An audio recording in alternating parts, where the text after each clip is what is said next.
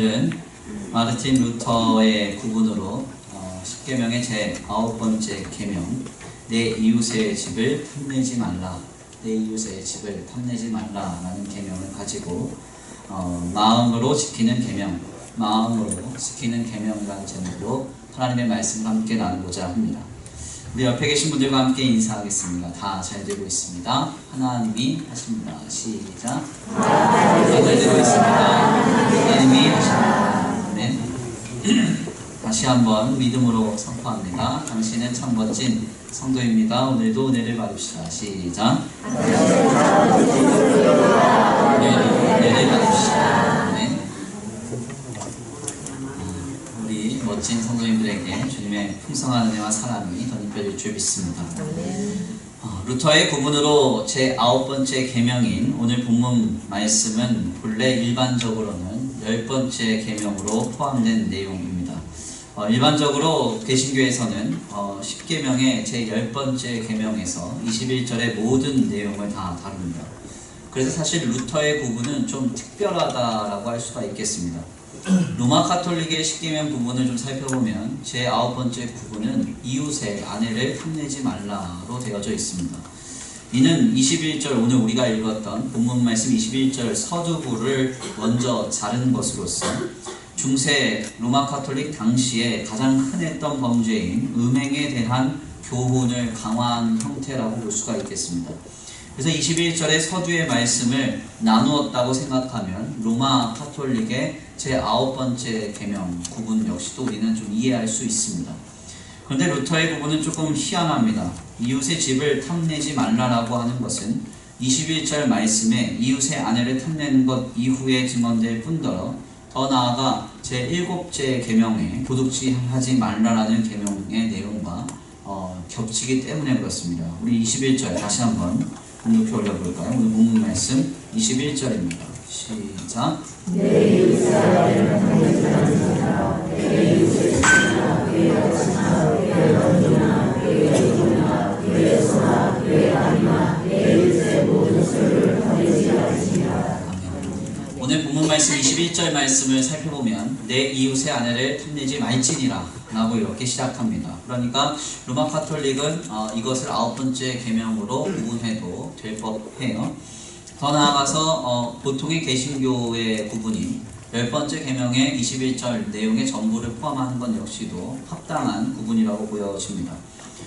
그런데 루터의 구분은 매우 특별하죠. 이웃의 집을 탐내지 말라라고 하는 9번째 계명의 증언은 21절에 이웃의 아내를 탐내는 것 이후에 증언이 되고 더 나아가서 제7계명이 도둑질하지 말라라는 계명의 내용과 겹치기 때문에 이런 구분이 왜 우리에게 전해졌는가 하는 의문이 드는 것입니다. 실상 이러한 루터의 계명 분류는 그의 목회적인 중심이 작용한 결과입니다. 그러니까 우리 아이들이 이제 그 종교개혁지를 좀 방문하기 전에 이러저러한 많은 종교개혁자들에 대해서 공부하고 갔을 텐데요. 아는 만큼 보였답니다. 얼마나 잘 보였을까요? 열심히 했을 텐데. 그런데 이제 대부분의 개혁자들은 사실은 정치가요 신학자적인 입장이 좀 강했습니다. 그러니까 목회자적인 입장을 좀 피력한 사람은 많지가 않은데 이 루터의 설교나 아니면 루터의 교리들을 좀 잘 들여다보면 철저히 약간 목회자적인 입장이 많이 드러나요. 루터의 계명 분류는 바로 이러한 그의 목회자적인 중심이 작용한 결과입니다. 어떻게 하면 성도들에게 있어서 이 10가지의 계명을 일종의 하나님이 주신 도덕법, 율법으로서 삶에 실현하며 감당해낼 수 있을까를 고민하다가 결국 이러한 분류로 우리에게 그의 10계명의 교훈을 전하는 것이죠. 우리가 지난 8계명을 나누면서 이웃에 대한 거짓 증거의 금지에 관한 말씀을 함께 나눴습니다. 루터는 이웃에 대해서 거짓말하고 배신하거나 뒤에서 헐뜯지 말며 선하게 그리고 그를 귀하게 대하라 이렇게 권면했습니다. 바로 루터는 이러한 그의 8번째 계명의 연장선상에서 본 계명을 새롭게 해석하고 있는 것입니다. 어떻게 우리가 이웃에 대한 거짓 증거를 그치고 진정 이웃을 사랑하는 마음을 가질 수 있겠는가? 루터는 결국 이것이 욕심이라는 내적 동기를 어떻게 우리가 다루고 해석하느냐에 달려 있다는 것으로 그가 분명하게 표명한 것이죠. 어떻게 우리가 이웃에 대한 거짓 증거를 그치고 그를 진정으로 사랑할 수 있는가? 즉 루터의 입장에서는 욕심이 없으면 된다. 욕심이 없으면 된다. 그렇게 말하고 있는 것입니다. 저는 가끔 만나는 은사님들 중에서 품이 넓은 사람들을 많이 만납니다. 품이 넓다라는 것은 상당히 중요합니다. 가끔 우리의 인생을 좀 살다 보면요, 굴러온 돌이 박힌 돌을 뺀다고 선생보다 제자가 더 뛰어나게 되는 경우가 있습니다. 상사보다 부하 직원이 더 좋은 평가를 받을 때가 있습니다. 전임자보다 후임자가 더 뛰어난 평가를 받을 때도 있습니다. 교회 안에서는 먼저 온 사람보다 나중 온 사람이 더 칭찬받는 경우도 있습니다. 없나요? 있습니다. 문제는요, 품이 넓지 않은 사람 밑에 있으면 죄송하지만 이런 꼴을 못 봅니다. 그래서 시기하고 질투해요. 교수님들도 마찬가지입니다. 제자를 키울 때 제자가 가끔 교수님보다 앞서거든요. 더 많은 공로나 더 많은 치적을 올릴 때가 있습니다. 성과를 나타낼 때가 있습니다. 근데 품이 넓은 교수님들은 박수 쳐줍니다. 어떻게든지 키워줍니다. 더 나아갈 수 있도록 이 제자를 뒤에서 밀어줍니다. 근데 품이 넓지 않은 분들은요, 죄송한데 나이의 그 많고 적음을 떠나서 시기하고 질투해요. 죄송하지만 늦게 온 사람이 잘 나가는 꼴을 못 봅니다. 네. 품이 넓은 분들은 그렇지 않습니다. 저희 교회에 오시는 많은 교수님들은 사실 다 품이 넓은 분들인데, 그래서 이번 주에 은혜 받으러 오십시오. 박수를 쳐주고 항상 기뻐해 주시는 분들이에요. 항상, 그리고 어딜 가든 자신의 제자들에게 다 좋은 말을 해주시는 분들입니다. 저는 감사하게도 이런 분들을 많이 만났습니다. 이 은사님들은 제가 가끔 필요할 때마다 연락하지만 필요할 때마다 연락하는 제자의 부탁과 연락을 기뻐 받아주십니다. 그리고 정말 잘 되기를 늘 기대해 주시고 기도해 주십니다. 그래서 그분들을 만날 때마다 제 마음은 상당히 기쁘고 너무 많은 것을 늘 배웁니다. 때때로는 제가 가진 많은 것들로 그분들을 섬기고 싶다는 생각까지도 들게 만듭니다. 간혹 품이 넓지 않은 어른들이나 은사님 혹은 지인들을 만나면 죄송한 이야기지만 피곤합니다. 안 그래도 척박하고 어려운 목회 현장인데 머리 좀 식히려고 만났다가 혹 하나 때려다가 혹 더 붙이고 자꾸 가르치려고 들고 이렇게 저렇게 자꾸 비판하려고 합니다. 결국 그분들을 만나기가 어려워지는 것이죠. 왜 이런 일이 생기는가 하냐면 죄송하지만 그분들과의 대화를 조금만 우리가 나눠보면 그 바닥이 금세 파악됩니다. 욕심 때문에 그래요. 욕심 때문에. 자기도 그렇게 되고 싶은 겁니다. 진정한 성도라면 품이 넓어야 합니다. 아멘입니다. 하나님의 자녀가 자꾸 남의 것을 눈여겨봐서 되겠습니까? 남의 것을 눈여겨보고 남의 것에 기웃대는 순간 우리의 말이 바르고 건전하게 나갈 수가 없습니다. 누군가가 잘 되고 누군가가 많은 것들을 이뤘을 때 진정으로 박수를 쳐줄 수 있다는 것은 마음이 부드러워야만 가능한 거예요. 말이 늘 삐뚤어지게 나가는 사람들의 공통적인 특징이 뭡니까? 마음의 밭이 건전하지 않은 거예요. 루터는 바로 이것을 알았습니다. 그래서 의도적으로 제9계명의 분류를 새롭게 한 것입니다. 로마 카톨릭처럼 이웃의 아내를 탐내지 말라는 것으로 9계명을 설정하거나 일반적인 개신교의 분류로 9계명과 10계명을 한꺼번에 묶어버린 것이 아니라 오히려 8계명을 다시 한번 잘 지킬 수 있는 내적인 강조로서 이웃의 집을 탐내지 말라 그렇게 말하고 있는 것입니다. 그렇다면 여기서 이웃의 집을 탐낸다는 것은 어떤 의미일까요? 여기서 중요한 점은 이 말을 이해할 때 먼저 탐낸다는 말과 이웃의 집이라는 개념을 정리해야 한다는 것입니다. 먼저 탐낸다는 말은 지나치게 탐하는 마음이라는 뜻입니다. 여기에는 한 가지 중요한 전제가 있는데요. 주님이 주신 것 외에 라는 전제가 있습니다. 주님이 주신 것 외에. 우리에게는 주님이 주신 것이 있습니다. 그런데 인간은 항상 희한하게도 주님이 주신 것 외에 자꾸 다른 것에 관심을 갖습니다. 남의 것에 관심을 가져요. 그래서 정말 인간은 죄인입니다. 내게 주신 것을 감사하고 기뻐하면 될 텐데 사람의 본성은 항상 그렇게 되지가 않습니다. 내가 100을 가졌다 하면 200 가진 사람 봅니다. 내가 10을 가졌다고 하면 나보다 하나라도 더 가진 사람을 봅니다. 이게 사람의 본성입니다. 태초의 살인 현장인 가인과 아벨의 제사를 한번 살펴보세요. 가인의 제사는 하나님이 받지 않으셨고 아벨의 제사는 주님이 받으셨습니다. 하나님은 때때로 주님의 주권 속에서 주시기도 하시고 주지 않으시기도 하십니다. 아멘입니까? 받으시기도 하시고 받지 않으시기도 하십니다. 이건 주님의 주권입니다. 우리가 이해할 수 없는 하나님의 전능하시고 전지하신 지혜에 의한 것입니다. 그러니까 한낱 인간인 가인은 그냥 그것을 인정하고 자신의 삶의 자리, 즉 자신의 제사에만 주목하면 되었습니다. 그런데 비극이 어디서 시작이 돼요? 자신의 제사의 현장이 아니라 동생의 제사에 눈을 돌릴 때 비극이 시작되는 것입니다. 가인이 아벨의 제사에 주목하면서부터 결국 인류 최초의 범죄이자 살인죄인 살인의 비극적 현장이 우리에게 전해집니다. 아벨의 제사는 사실 아벨의 현장이었습니다. 하나님이 아벨에게 주신 것이었습니다. 가인의 제사는 가인에게 허락하신 것이었습니다. 즉 가인의 현장이었습니다. 사실 그 신학적 용어 중에서 시진 리벤이라는 용어가 굉장히 중요한데 하나님의 놀라운 은혜와 메시지를 그 성경 기자의 삶의 자리에서 이해해야 한다는 거예요. 모든 신앙의 표명은 삶의 자리라고 하는 전제가 있습니다. 그 삶의 자리가 다르기 때문에 다른 메시지가 전해지는 것이죠. 아멘입니까? 다른 현장에서 우리는 주님과의 관계, 즉 나와의 1대1 관계에만 신경 쓰면 됩니다. 그런데 가인은 아벨을 돌아봄으로 아벨을 시기함으로 결국 살인하게 됩니다. 실상 탐심이라는 것, 욕심이라는 것은 바로 여기에서 기인됩니다.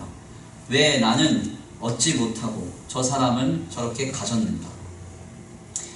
여기서부터 우리의 비극이 시작되는 것이죠. 내가 이렇게 많이 가졌다. 아유 감사해. 이러면 이제 행복이 시작되는 것이고 나는 이렇게 없는데 왜 저 사람은 저렇게 가졌지? 하면 그때부터 불행이 시작되는 것입니다. 실상 탐심이라는 것, 욕심이라는 것은 바로 여기서 기인됩니다. 왜 나는 얻지 못하고 저 사람은 가졌는가?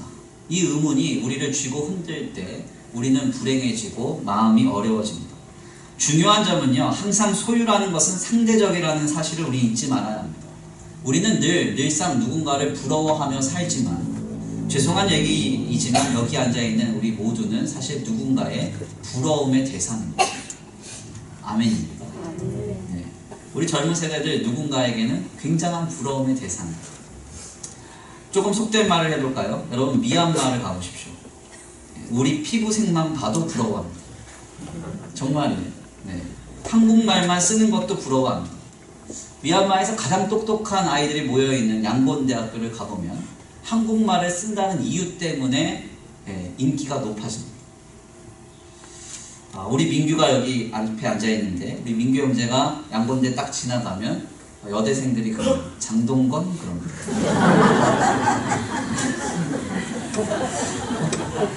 지금은 군대 간 우리 순상이라는 형제가 있는데 우리 지금 군대 간 순상 형제는요 그 미얀마 사역제 간지 하루 만에 미얀마 여인한테 청혼받았어. 그런데 뭔 말 하는지 모르니까 모르고 반지를 받아버렸어요. 그래서 미얀마 선교사님이 조심하라고, 다시는 오지 말라고, 책임져야 된다, 뭐 그런 농담까지도 하고 그랬습니다. 우리는 사실 그런 존재입니다. 누군가가 우리가 부럽죠. 젊은 세대들 부러운 사람 많죠. 저번에 한번 식사하다 보니까 목사님 누구누구는 어떤 연예인인가 얘기하면서 누구누구는 뭐 자기랑 나이가 비슷한데 건물 갖고 있다. 건물 갖고 있다. 부러운가 봐요. 내게 주시지 않는 것이 탐나는가? 그렇다면 우리는 벌써 한 가지를 잊고 있는 것입니다. 무엇을 잊고 있는가? 결국요 하나님이 내게 이미 주신 것을 잊고 있다는 것. 우리는 이미 많은 사람들의 부러움을 사고 있는 존재요 부러움을 살 만한 상태라는 사실을 잊지 말아야 합니다.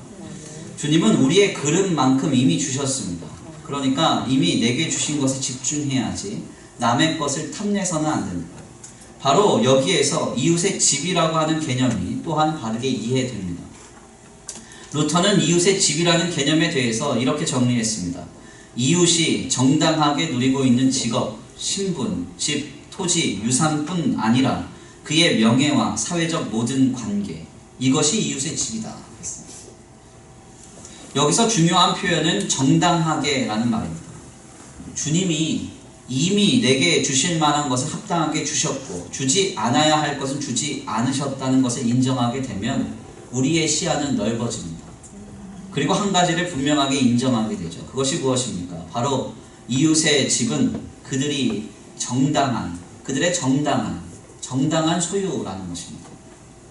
사실 우리 젊은 세대들에게는 좀 죄송한 이야기지만 조금 삐뚤어진 사고관을 갖고 있는 젊은 세대들이 많습니다. 늘 자신은 시대와 사회의 엄청난 피해자이고 잘나가는 누군가는 엄청난 사회적 혜택을 받은 자들이라고 하는 그런 이해의 바탕으로 삶을 이해하는 것입니다.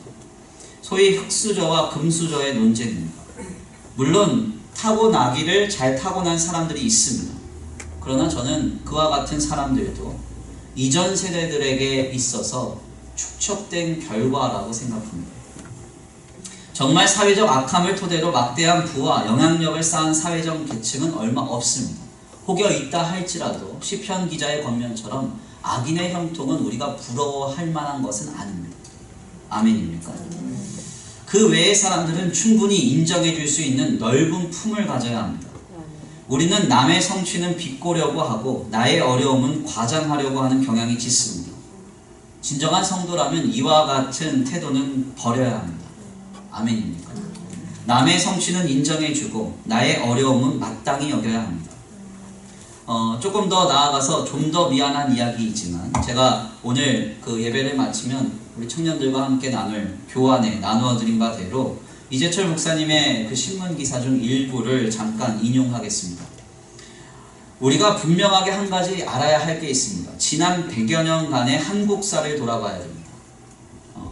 100년간의 한국사를 돌아보면 과연 20대의 삶이 오늘날과 같이 평안했던 적이 있는가 생각해 봐야 됩니다. 70년대, 80년대의 20대는 어떤 모습이었을까요? 우리 기성세대들에게 물어보세요. 50년대의 20대는 어떤 모습으로 살았을까요? 개화기 당시의 20대는 어떤 모습으로 살았을까요? 이재철 목사님이 이것을 얘기를 하죠. 그러면서 뭐라고 얘기합니까? 충분히 지금 20대는 많은 걸 누리고 있다는 것. 그리고 본래 20대는 어려운 것이 마땅하다는 거죠. 20대에 뿌려놓으면 그 이후에 걷는 것이 인생의 진리라는 것입니다. 젊은 세대들은 충분히 그리고 주님이 보시기에 적당히 이미 내게 하나님이 주셨다고 인정해야 합니다. 그리고 그것에 감사하며 그것에 집중할 수 있는 품이 넓은 사람들이 되어야 합니다. 이웃의 소유와 이웃의 성취를 보면서 축하해주고 아멘입니까? 그리고 이웃이 무엇을 갖고 있든지 편안하게 바라봐줄 수 있는 그런 마음의 건전한 바탕이 있어야 한다는 것입니다. 저는 사실 7년여간 목회를 해오면서 때에 따라서 불쌍히 여김을 받는 목회자에서부터 때에 따라서는 부러움을 받는 목회자로까지 다양하게 대우를 받고 있습니다. 어떤 때는 정말 불쌍히 여김을 당했습니다. 그래서 기분 좋진 않았지만 그럴 때가 있었습니다. 때때로는 부러움을 당할 때도 있었습니다. 그것도 불쾌하지만 그것 역시도 그럴 때가 있었습니다. 그러나 제가 상대가 어떻게 저를 예우하든지 전혀 상처받지 않거나 불쾌하지 않을 수 있었던 이유는 한 가지입니다. 뭐냐면 저는 하나님을 믿기 때문이었어요. 하나님은 내게 주실 만큼 주셨다. 아멘입니까? 저는 그것을 인정합니다.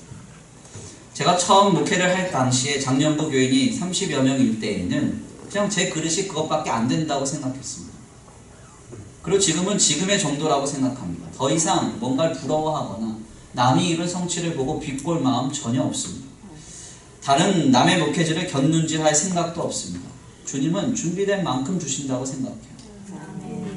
성도 누군가의 성취의 현장을 이해할 때에도 마찬가지입니다. 제가 성도들이 뭔가 성취하고 성공했다 할 때 내일처럼 기뻐할 수 있는 이유, 저는 정말 기뻐합니다. 제일처럼. 우리 아이들 좋은 대학 갔다 그러면 왜 더 좋은 대학 못 가냐, 나는 대학을 제대로 못 갔지만 넌 제대로 가길 바란다. 늘 이렇게 우리 성도님들이 성공하는 소식, 뭐 좋은 소식들 들려줄 때 저는 제일처럼 기뻐합니다. 왜냐하면 주님이 그에게 줄 만한 것을 주었다고 생각하니까. 그러니까 너무 감사한 일이죠. 누군가 시험에 합격했으면 저는 제일처럼 기쁩니다. 누군가 사업이 잘 되면 저는 제일처럼 기쁩니다. 누군가가 좋은 집으로 이사 갔다 그러면 너무 기쁩니다. 왜냐하면 주님은 주실 만한 자에게 반드시 주시는 하나님이시기 때문입니다. 우리는 그 하나님을 믿는다면 우리의 삶을 이렇게 이해하고 해석해야 합니다. 그래야 우리의 신앙과 삶이 바르게 설 수 있고 건전한 동력을 찾을 수 있습니다. 늘 남의 것을 보면서 탐내면서 실망하고 낙담하면서 입술로는 부정한 것을 늘어놓으면서 사는 인생은 미래가 없습니다.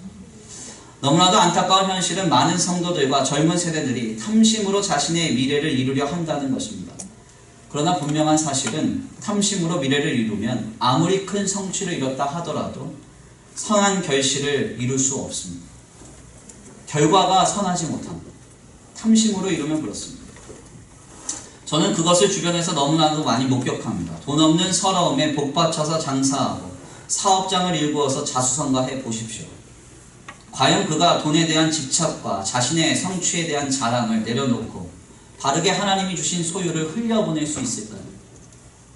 탐심으로 이루었다면 결코 그렇게 할 수 없습니다. 그래서 사실 돈 때문에 상처받고 악에 받쳐서 성공하겠다 하는 사람이 성공하면 더 무서운 것입니다. 오히려 성공 안 하니만 못한 거예요. 절대 아멘은 안 나오죠. 그래도 성공을 했으면 좋겠어요.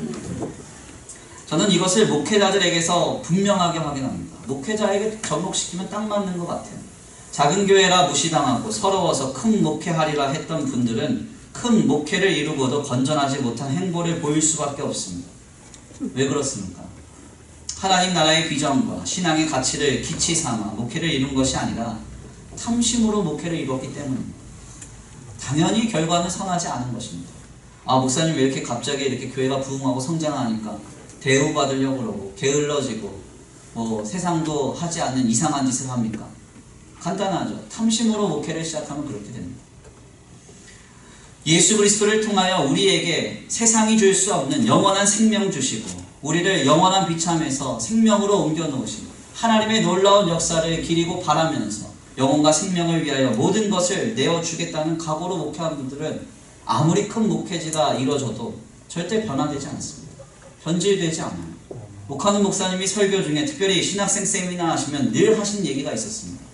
누가 큰 교회 하고 싶어서 큰 교회 하느냐. 큰 목회하는 사람들 중에 큰 목회하는 사람, 원해서 큰 목회하는 사람이 누가 있냐 이런 얘기했습니다. 그걸 들으면서 저는 젊었을 때 큰 목회 하고 있으면서 저러시네. 근데 이제 목회의 성숙에 들어가니까 이해가 돼요.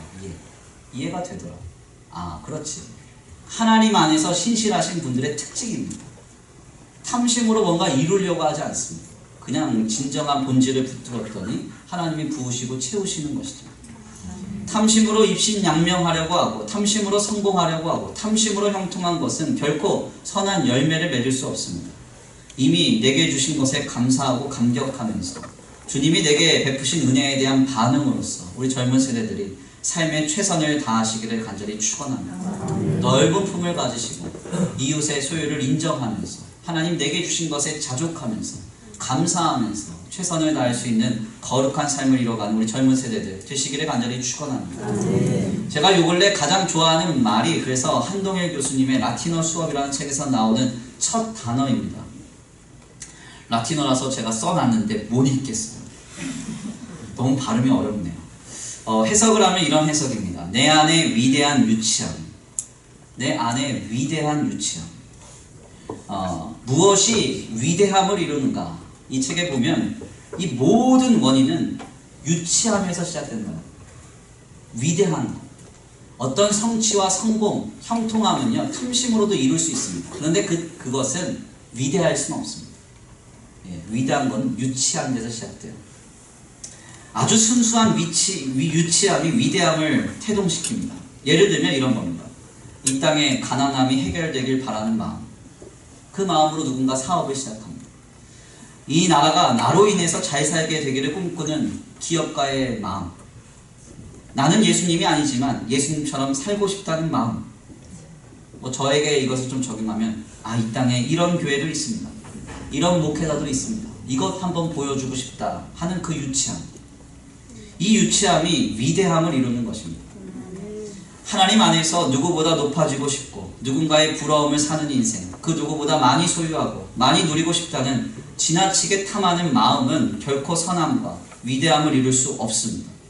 저는 우리 귀한 젊은 세대들이요, 많은 것을 이루고 성취하는 젊은 세대들에서 더 나아가서 위대한 젊은 세대들 되기를 원합니다. 하나님이 사용하시는 위대한 다음 세대들로 되어 하나님께 쓰임받기를 간절히 축원합니다. 귀한 말씀을 정리하겠습니다. 루터는 오늘 제 9번째 계명을 통해서 이웃의 집에 대한 탐심을 경계시킵니다. 여기서 중요한 점은 탐심의 전제입니다. 탐심은 주님이 이미 내게 주신 것 외의 것에 눈을 돌릴 때 생깁니다.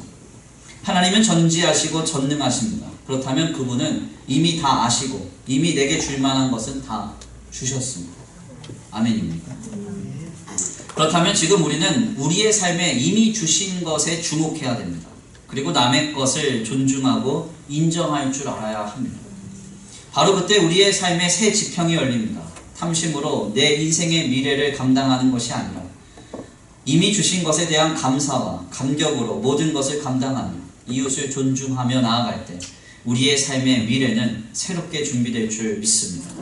지금 우리의 마음이 새롭게 되므로 하나님 앞에 모든 탐심을 벗어버리고 주님이 이미 주신 것에 감사하는 거룩하고 복된 우리의 삶으로 이루어져 가기를 간절히 축원합니다. 우리 이 시간 귀한 말씀 붙들고 함께 기도 올려드리겠습니다. 내 마음속 전부를 찬송하겠습니다. 하나님, 이 시간 우리의 마음을 새롭게 하여 주시옵소서. 우리 다 같이 함께 간구하며 소원합니다. 하나님, 내 마음이 주님께 향하여지고 내 마음이 변화받기를 원합니다. 간구하며 소원하시겠습니다.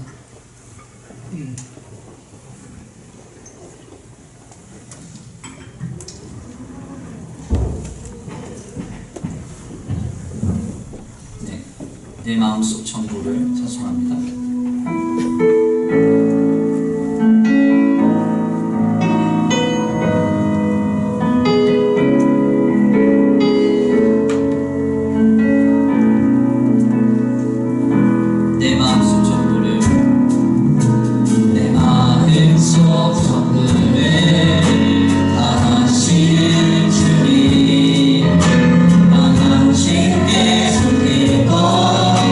하나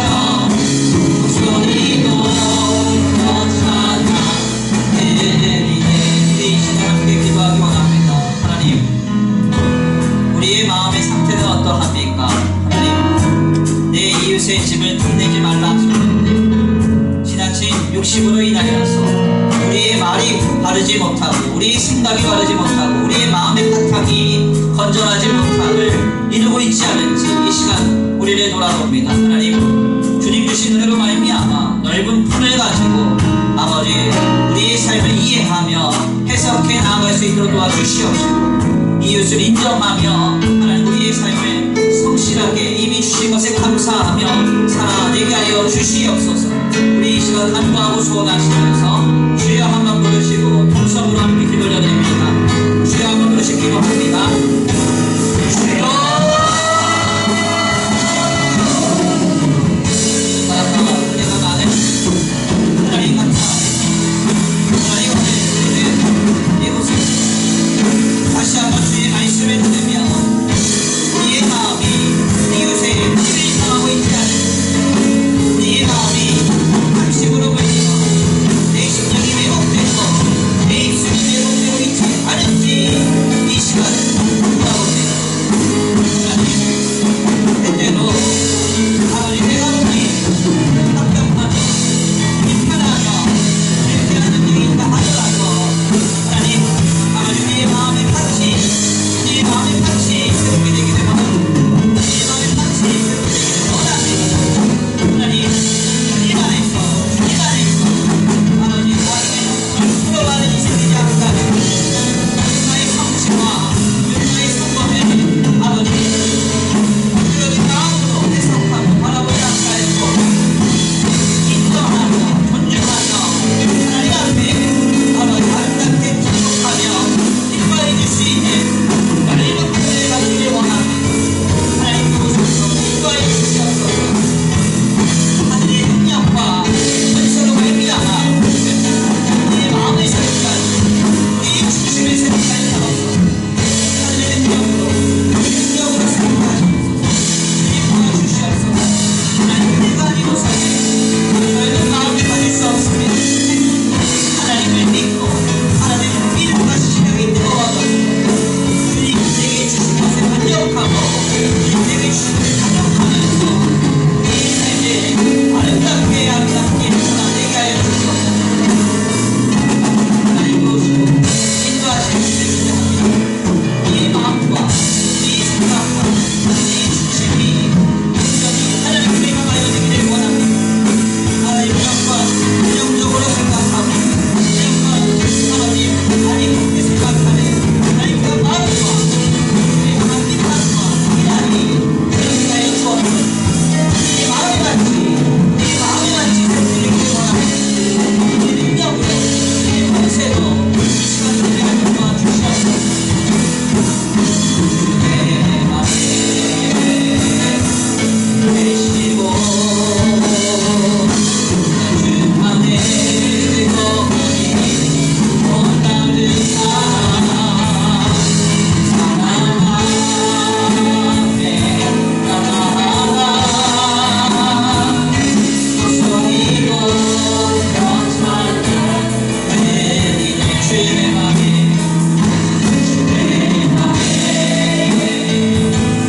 계시고 주 안에 거하니 원하는 사랑 앞에 나아가 소리고 거창한 내리네 내 맘에 계시고 주 안에 거하니 원하는 사랑 앞에 나아가 소리고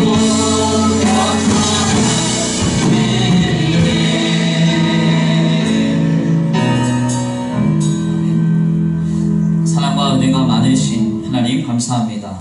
오늘 루터의 고문으로 제 9번째 계명 내 이웃의 집을 탐내지 말라 라는 말씀을 통하여 귀한 신앙의 교훈과 권면을 듣게 하시니 감사합니다.